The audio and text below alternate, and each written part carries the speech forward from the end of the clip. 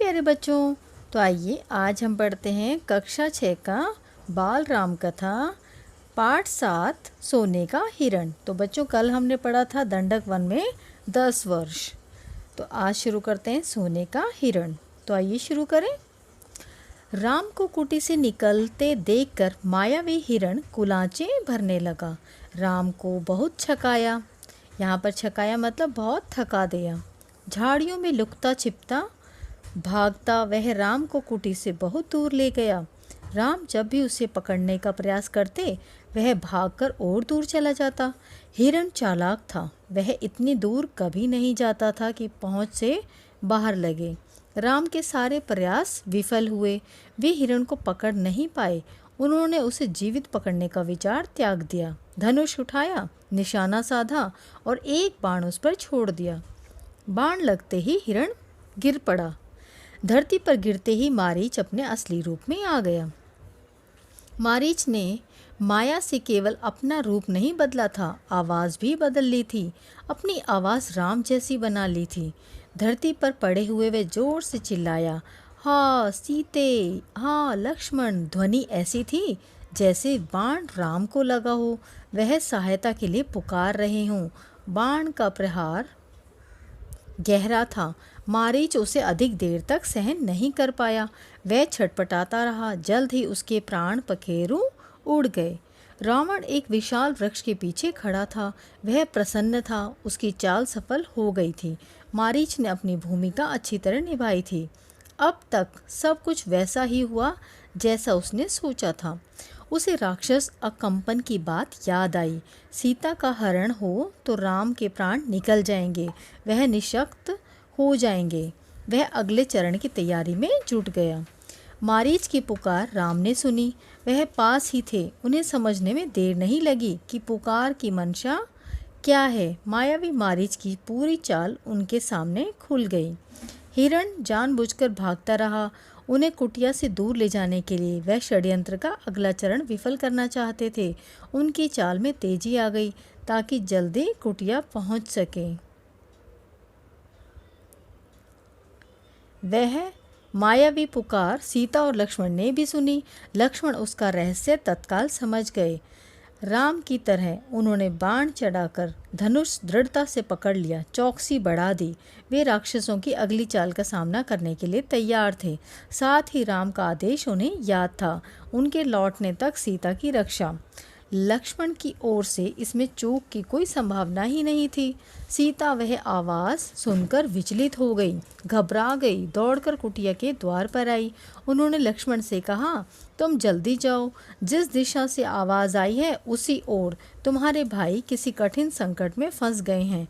उन्होंने सहायता के लिए पुकारा है। उनकी ऐसी कातर आवाज़ मैंने कभी नहीं सुनी। जाओ लक्ष्मण, जल्दी। आप चिंता न करें माते, लक्ष्मण ने सीता को आश्वस्त करते हुए कहा। राम संकट में नहीं है, हो ही नहीं सकता। उनका कोई कुछ नहीं बिगाड़ सकता। हमने जो आवाज़ सुनी वह बनावटी है, मायावी राक्षसों की चाल है, मुझे कुटिया से दूर ले जाने के लिए। आप निश्चिंत रहें, भाई राम जल्द ही आते होंगे। सीता क्रोध से उबल पड़ी। लक्ष्मण का इस घड़ी में इतना शांत होना उन्हें समझ में नहीं आया। राम की आवाज़ सुनकर भी वे यहीं खड़े रहे, सहायता के लिए नहीं गए। सीता को इसके पीछे षड्यंत्र दिखाई दिया। लक्ष्मण की चाल लगा कि लक्ष्मण राम का भला नहीं चाहते, उनके हितैषी नहीं हैं। चाहते हैं कि राम न रहें, मारे जाएं, ताकि राजपाट उन दोनों का हो जाए, उनके रास्ते का कांटा निकल जाए। तुम्हारा मन पवित्र नहीं है, कलुषित है, पाप है उसमें। मैं समझ सकती हूँ कि तुम अपने भाई की सहायता के लिए क्यों नहीं जा रहे हो। सीता ने यहाँ तक कह दिया कि कहीं वे भरत के गुप्तचर तो नहीं हैं। सीता की बातों से लक्ष्मण को गहरा आघात पहुँचा। उनका हृदय छलनी हो गया, पर उन्होंने पलटकर उत्तर नहीं दिया। संयम बनाए रखा, सिर झुकाकर सब चुपचाप सुन लिया। वे सीता की पीड़ा समझ पा रहे थे। केवल इतना बोले, हे देवी, यह राक्षसों का छल है। खर दूषण के मारे जाने के बाद वे बौखला गए हैं, किसी तरह हमसे बदला लेना चाहते हैं। आप उनकी चाल में न आएं, वे कुछ भी कर सकते हैं। मुझ पर विश्वास करें, राम को कुछ नहीं होगा। सीता का क्रोध और बढ़ गया। क्रोध में आंखों से आंसू बहने लगे। वह यह भी लग रहा था कि कहीं लक्ष्मण की बात सही न हो। यह डर था कि राम से बिछो न हो। उन्होंने कहा, राम से बिछुड़कर मैं नहीं रह सकती, मैं जान दे दूंगी। हे लक्ष्मण, तुम उन्हें लेकर आओ। लक्ष्मण राम की आज्ञा का उल्लंघन कर रहे थे। उन्होंने सीता को प्रणाम किया और राम की खोज में निकल पड़े। लक्ष्मण ने के जाते ही रावण आ पहुंचा। तपस्वियों जैसा जटाजूट, वैसे ही वस्त्र। सीता ने साधु समझकर उसका स्वागत किया।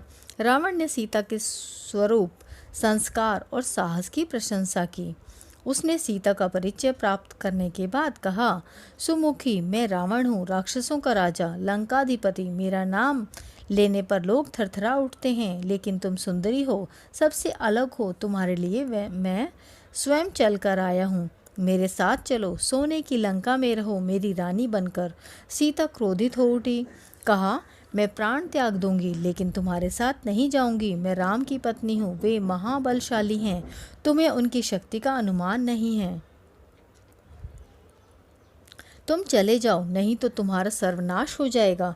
रावण ने सीता की बात अनसुनी कर दी। खींचकर उन्हें रथ में बैठा लिया। सीता प्रयास करती रही, पर रावण के चंगुल से मुक्त नहीं हो सकी। स्वयं को असहाय पाकर वे विलाप करने लगी।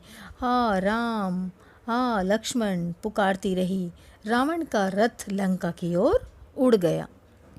मार्ग में वे पशुओं, पक्षियों, पर्वतों, नदियों से कहती जा रही थी कि कोई उनके राम को बता दे। रावण ने उनका हरण कर लिया है। गिद्धराज जटायु ने सीता का विलाप सुना। उसने ऊंची उड़ान भरी, रावण के रथ पर हमला कर दिया। वृद्ध गिद्धराज ने रथ क्षत विक्षत कर दिया, रावण को घायल कर डाला। क्रोध में रावण ने जटायु के पंख काट दिए। जटायु अब उड़ नहीं सकता था, वह सीधे धरती पर आ गिरा। रावण का रथ टूट गया था, उड़ान नहीं भर सकता था। उसने तत्काल सीता को अपनी बाहों में दबाया और दक्षिण दिशा की ओर उड़ने लगा। सीता को लगा कि अब संभवतः कोई उनकी सहायता नहीं कर पाएगा। उनका बचाव केवल एक ही था, राम को किसी तरह समाचार मिल जाए। उन्होंने अपने आभूषण उतारकर फेंकना प्रारंभ कर दिया। आभूषण वानरों ने उठा लिए। उन्हें आशा थी कि वानरों के पास ये आभूषण देखकर राम समझ जाएंगे, उन्हें पता चल जाएगा कि सीता किस मार्ग से गई हैं। रावण ने सीता को आभूषण फेंकने से नहीं रोका। उसे लगा कि सीता शोक में ऐसा कर रही हैं। कुछ ही समय में रावण लंका पहुंच गया। वह अपने धन वैभव से सीता को प्रभावित करना चाहता था, लेकिन उन्हें लेकर वह सीधा अपने अंतपुर में गया। राक्षसियों को सीता की निगरानी करते रहने को कहा और बाहर निकल गया। थोड़ी देर में वह फिर लौटा। सीता को घूरते हुए उसने कहा, सुंदरी, मैं तुम्हें 1 वर्ष का समय देता हूँ। निर्णय तुम्हें करना है। मेरी रानी बनकर लंका में राज करोगी या विलाप करते हुए जीवन बिताओगी। सीता बार बार रावण को धिक्कारती रही, राम का गुणगान करती रही। रावण को क्रोध आ गया। तुम्हारा राम यहाँ कभी नहीं पहुँच सकता। तुम्हें कोई नहीं बचा सकता। तुम्हारी रक्षा केवल मैं कर सकता हूँ। मुझे स्वीकार करो और लंका में सुख से रहो। पापी रावण, राम तुझे अपनी दृष्टि से जलाकर राख कर सकते हैं। उनकी शक्ति देवता भी स्वीकार करते हैं। मैं उस राम की पत्नी हूँ जिसके तेज और पराक्रम से के आगे कोई नहीं ठहर सकता। तेरा सारा वैभव मेरे लिए अर्थहीन है। तूने पाप किया है। राम के हाथों तेरा अंत निश्चित है। राम की इतनी प्रशंसा सुनकर रावण को चिंतित हो गया। उसने सोचा, खरदूषण को मारने वाला अवश्य शक्तिशाली होगा। उसने तत्काल अपने 8 सबसे बलिष्ठ राक्षसों को बुलाया। कहा, तुम लोग पंचवटी जाओ। राम और लक्ष्मण वहीं रहते हैं। उनका एक एक समाचार मुझे मिलना चाहिए। दोनों पर निगरानी रखो। मौका मिलते ही उन्हें मार डालो। उधर सीता को पाने के लिए रावण ने अपनी योजना बदली। उन्हें अंतपुर से निकालकर अशोक वाटिका में बंदी बना दिया। पहरा कड़ा कर दिया गया। राक्षसियों को स्पष्ट निर्देश थे, सीता को किसी तरह का शारीरिक कष्ट न हो।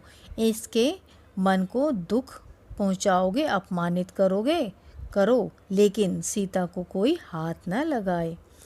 रावण ने सब कुछ किया पर सीता का मन नहीं बदला। वे बार बार राम का नाम लेती थी। शेरों के बीच हिरनी की तरह बैठी रहती थी।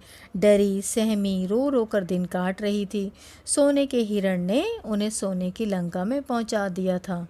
यहाँ से उन्हें राम ही बचा सकते थे। तो बच्चों, ये पाठ यहाँ पर समाप्त होता है, सोने का हिरण।